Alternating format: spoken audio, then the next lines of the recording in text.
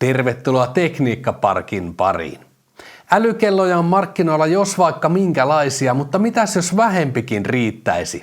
Siihen tarpeeseen iskee Casio G-Shock kellomallistollaan ja tällä kertaa tutkaillaan yhtä sellaista laitetta malliltaan GPD 200. Tervetuloa mukaan. Tekniikkaparkki.fi. Tätä Casion rannekelloa ei mun mielestä oikein voi älykelloksi nimittää, nimittäin tässä on toimintoja kuitenkin huomattavasti rajallisemmin kuin vaikkapa Applen tai Samsungin hienoimmissa älykellomalleissa. Sen sijaan tämä on ehkä enemmänkin askeleita ja aktiivisuutta seuraava rannekello, jossa sattuu olemaan Bluetooth-yhteydet myös älypuhelimiin päin. Kyseessä on varsin sopusuhtaisen kokoinen laite. Kellon paino on 58 grammaa, rannekkeen leveys 26 milliä ja tuo varsinainen kellon runko on 15 milliä paksu. Tässä muutamia strategisia mittoja tästä laitteesta. Muista ominaisuuksista voisi mainita iskun kestävyyden ja varsin pitkälle viedyn veden kestävyyden. Toki sitten myös tuo Bluetooth-yhteys älypuhelimiin, joka tulikin jo mainittua. Casion näyttö on myös hiukan erikoislaatuista tekniikkaa, sitä kutsutaan MIP-tyyppiseksi näytöksi. Mutta nyt lähdetään purkaan laitetta paketista ja katsotaan, että minkälainen kello täältä oikein löytyy. Tässä paketissa on siis Casion G-Shock GPD 201 ER-mallinen digitaalinen rannekello. Nyt sitten tutkimaan, että mitä paketti pitää sisällään. Siinä oletettavasti itse kello. Kun se tässä nyt ensimmäisenä on tyrkyllä, niin tutkitaanpa sitä vähän tarkemmin.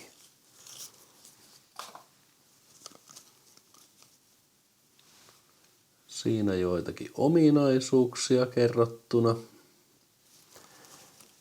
Tällainen mukava kangaspussukka. Tätähän voisi ehkä jopa käyttää myöhemminkin, jos tarvii kelloa kuljettaa tai muuten suojella. Ja niin kuin näkyy, niin heti suoraan paketista ottaessa kellossa on virrat päällä ja aika juoksee, vaikka ei nyt ihan oikeassa ajassa ollakaan, niin joka tapauksessa toimii. Täällä kellon pohjassa ei tosiaan ole mitään tällaisia anturijuttuja. Tässä on ihan vaan metallisen oloinen tausta ja kerrotaan näistä laitteen tarkemmista ominaisuuksista. Ranneke vaikuttaa suht tällaiselta kevyehköltä, todennäköisesti kuitenkin aivan toimivalta. Ja itse kellon käyttöliittymä perustuu näihin sivussa oleviin näppäimiin ja tuossa tuo iso nappi, se lienee sitten on taustavalon päälle kytkentä nappi, joskin vaikka aika vähän aikaa se valo pysyy kertapainalluksella päällä. Ja täältä sitten näyttää löytyvä, mitenkäs päin mä tässä näyttäisin, että näkyy hyvin kameraan. Täältä näitä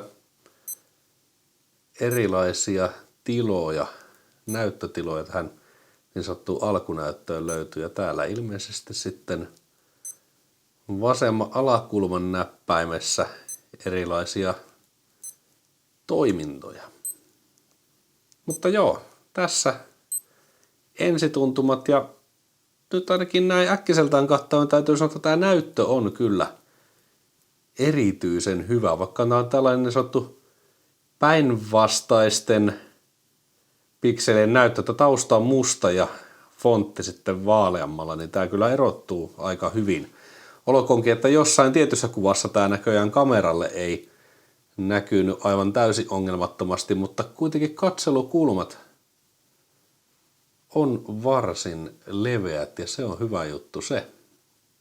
Mutta tarkistetaanpas nyt vielä sitten, että mitä tämä oikein pitää sisällään muuta tämä myyntipakkaus. Ei täällä kovin paljon asioita mahdu, mutta yhtä kaikki ei unboxaus ole täydellinen, ellei laatikon koko sisältöä selvitetä. Ja pohjalla on paperitavaraa lähinnä. takuuseen liittyvää aineistoa ja lue tämä ensin. Ehkä täällä voi ollakin jotain sitten hyödyllistä tietoa tai sitten ei. Olen nyt vähän reilun viikon ajan käyttänyt päivittäiskäytössä tätä Casion GPD 200 älykelloa ja nyt hiukan ensituntumaa laitteeseen näiden kokemusten perusteella. Käydään ensiksi näitä hyviä ominaisuuksia läpi. Ensinnäkin tämän kellon näyttö, joka on siis MIP-tekniikalla toteutettu. Se on kyllä mun mielestä aika laadukas ja helposti luettava. Nimittäin tuo mustalla pohjalla oleva valkoinen kirjasin erottuu aika selkeästi myös hiukan huonommassa valaistuksessa, kunnes sitten mennään tietyn rajan yli, jolloin sitten taas rupeekin olemaan aika hankala nähdä, että mitä siellä kellonnäytöllä ylipäänsä kerrotaan.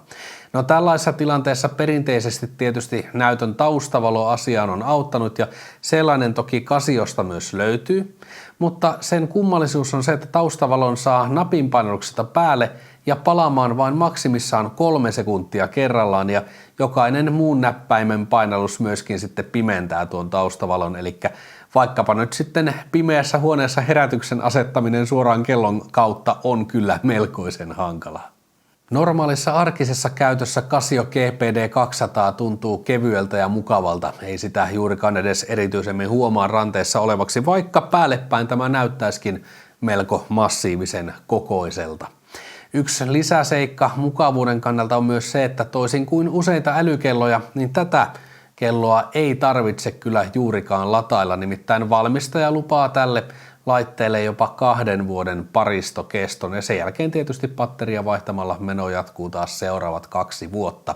No toki tätä vuosien määrää käytännössä en ole pystynyt todentamaan tämän lyhyen käyttökokeilun perusteella, mutta kuulemani ja verkosta lukemani perusteella tämä voi olla hyvinkin realistinen arvio, eli ei latauksen murheita.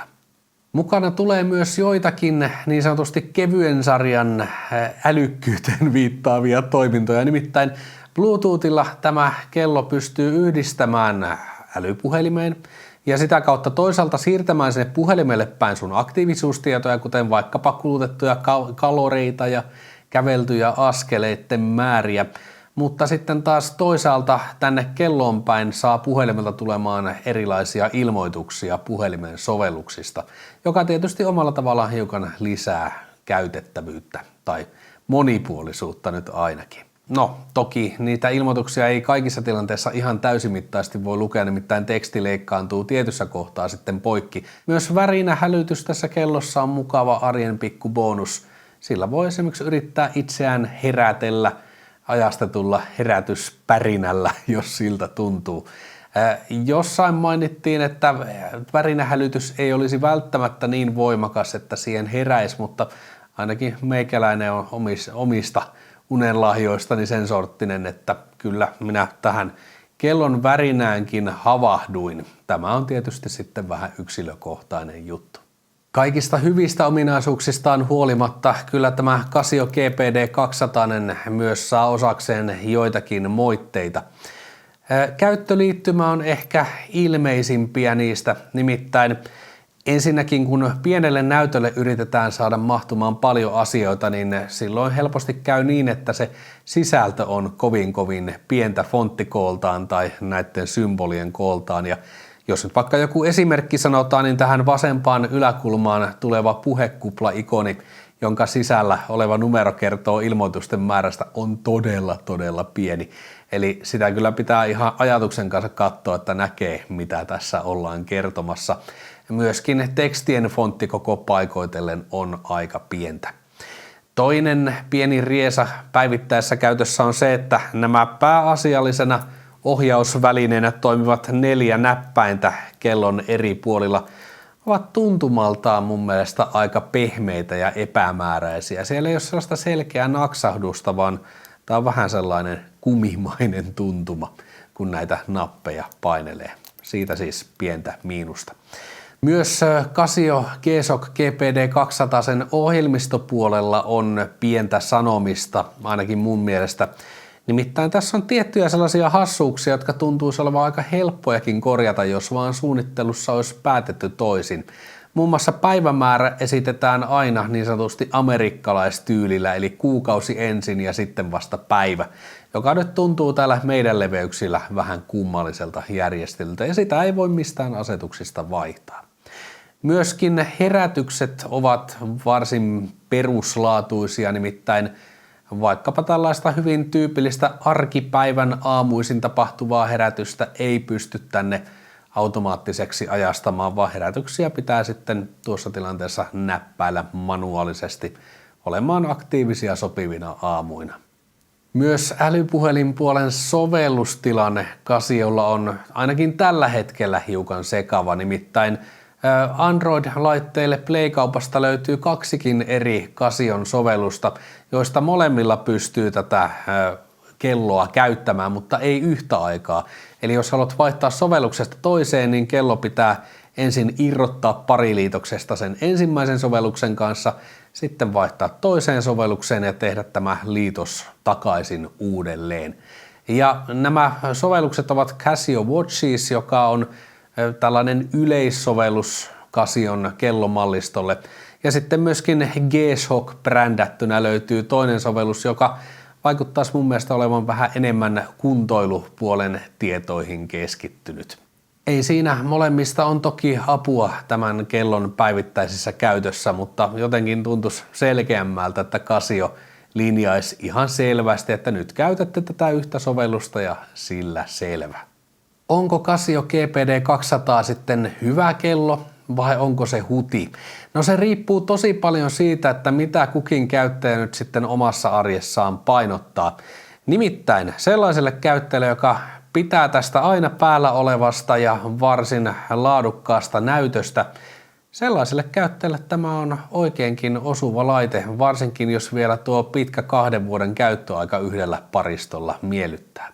Sitten taas toisaalta, jos hakee enemmän sellaisia älykellomaisia toimintoja, niin sellaiselle henkilölle tämä Casion G-Shock-kello tuottanee jonkinasteisen pettymyksen, nimittäin ei tämä täysiverinen älykello kuitenkaan ole. Enemmän vain tällainen tavallinen aikarauta, johon on tuotu Bluetoothin myötä tiettyjä yhteystoimintoja älypuhelimeen päin. Aktiivisesti liikkuvalle ja kuntoilevalle myöskin tämä laite saattaa jäädä hiukan pettymykseksi siinä mielessä, että tässä ei ole läheskään niin paljon tätä kuntoilua seuraavaa anturitekniikkaa kuin hiukan monipuolisemmissa laitteissa. Eli enimmäkseenhän Casio G-Shock tulkitsee liikehdintää kiihtyvyysanturin avulla.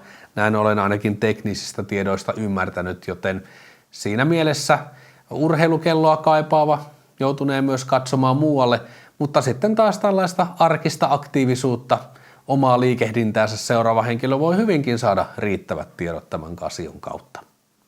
Tässäpä Tekniikka Parkin asiat tällä kertaa. Kiitoksia kun olit videon seurassa. Moi moi!